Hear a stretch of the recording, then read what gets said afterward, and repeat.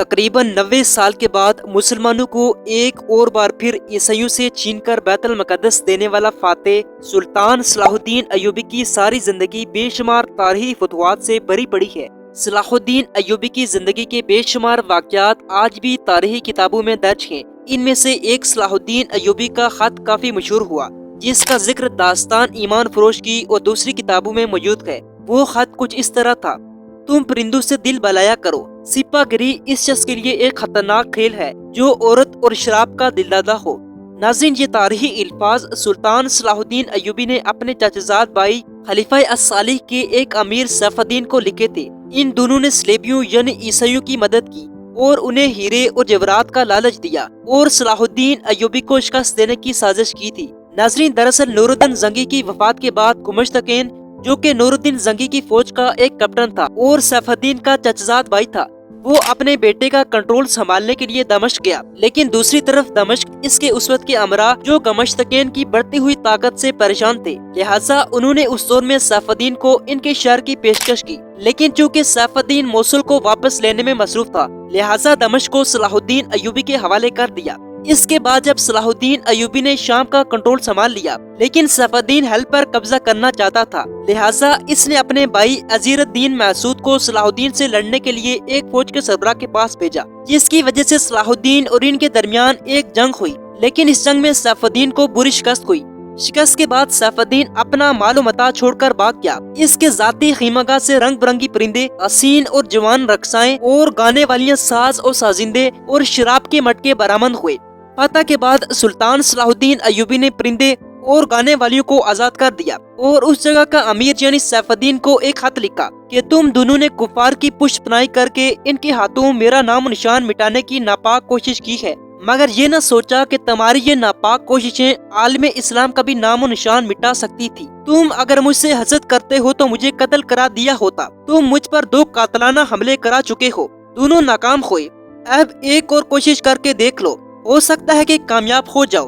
اگر تم مجھے یقین دلا دو کہ میرا سر میرے تن سے جدا ہو جائے تو اسلام اور زیادہ سربلند رہے گا، تو رب کعبہ کی قسم میں اپنا سر تمہاری تلوار سے کٹوا دوں گا اور تمہارے قدموں میں رکھنے کی وصیت کروں گا۔ میں صرف تمہیں یہ بتانا چاہتا ہوں کہ کوئی بھی غیر مسلم مسلمان کا دوست نہیں ہو سکتا۔ تاریخ تمہارے سامنے ہے، اپنا ماضی دیکھو۔ شاہ فرینک اور ریمارڈ جیسے اسلام دشمن تمہارے دوست اس لیے ہیں کہ تم نے انہیں مسلمانوں کے خلاف جنگ میں اترنے کی مدد کی تھی۔ اگر وہ کامیاب ہو جاتے تو ان کا اگلا شکار تم ہوتے اور اس کے بعد ان کا یہ خواب بھی پورا ہو جاتا کہ اسلام صفحہ ہستی سے مٹ جائے۔ یاد رکھو، تم جنگجو قوم کے فرد ہو۔ فن سپاہ گری تمہارا قومی پیشہ ہے۔ ہر مسلمان اللہ کا سپاہی ہے، مگر ایمان اور کردار بنیادی شرط ہے۔ تم پرندوں سے دل بلایا کرو۔ سپاہ گری اس انسان کے لیے ایک خطرناک کھیل ہے جو عورت اور شراب کا دلدادہ ہو۔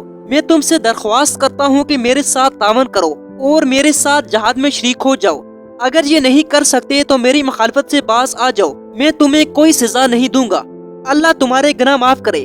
صلاح الدین ایوبی۔ ناظرین، محررین کے مطابق صلاح الدین کے ہاتھوں جو مال غنیمت لگا اس کا کوئی حساب نہیں تھا۔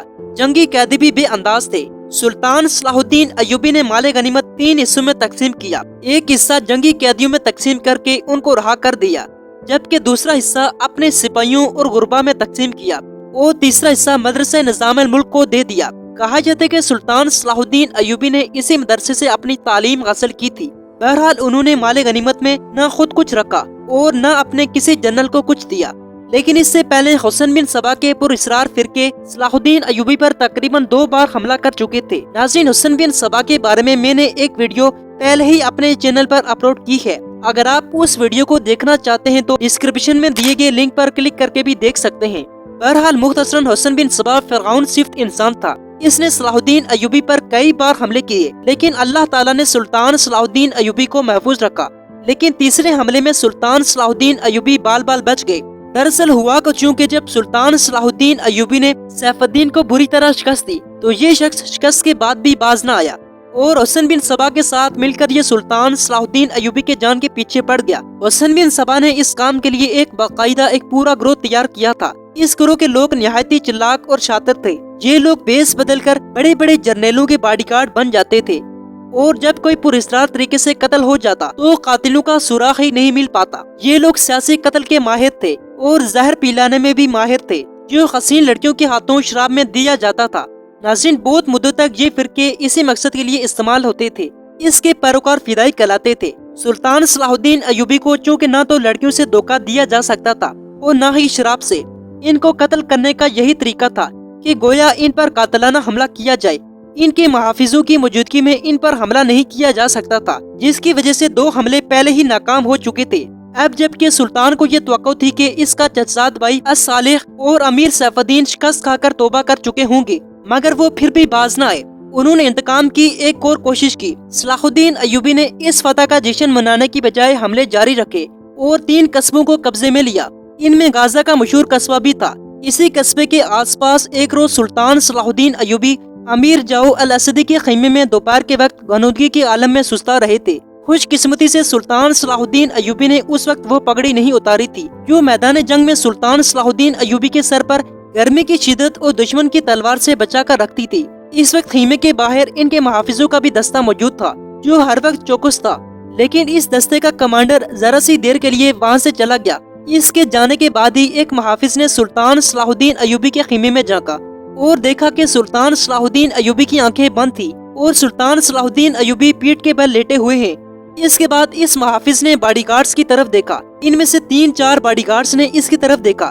اس کے بعد محافظ نے اپنی آنکھیں بند کر کے کھولی اور ایک خاص قسم کا اشارہ کیا۔ 3-4 محافظ اٹھے اور باقی باڈی گارڈز کو باتوں میں لگا لیا۔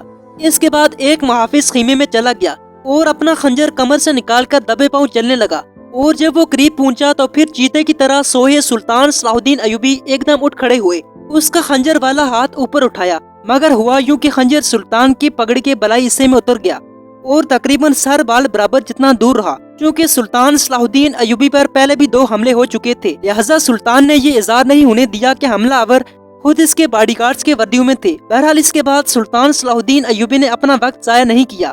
حملہ آور اپنا خنجر پگڑی سے کھینچ رہا تھا، لیکن اسی وقت میں سلطان صلاح الدین ایوبی نے اپنی پوری طاقت کے ساتھ ایک غصہ حملہ آور کی ٹھوڑی پر دے مارا اور ہڈی ٹوٹنے کی آواز گئی۔ کہا جاتا ہے کہ حملہ آور کا جبڑا ٹوٹ چکا تھا اور وہ پیچھے کی طرف گرا اور اس کا خنجر صلاح الدین ایوبی کی پگڑی میں رہ گیا۔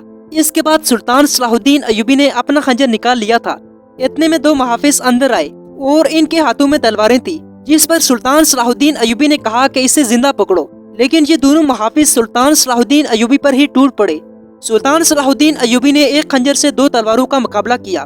یہ مقابلہ 1-2 منٹ کا تھا کیونکہ باقی تمام باڈی گارڈز اندر داخل ہوئے تھے۔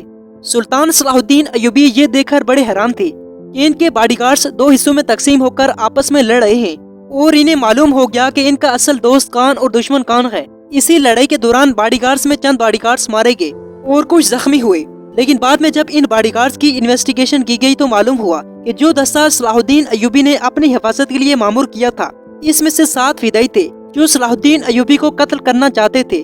اس کے بعد صلاح الدین ایوبی نے اپنے پہلے حملہ آور کے اوپر تلوار رکھی اور اس سے پوچھا کہ وہ کون ہے اور اس کو کس نے بھیجا ہے، جس پر اس نے جواب دیا کہ وہ فدائی ہے، اس کو گمشتقین نے بھیجا ہے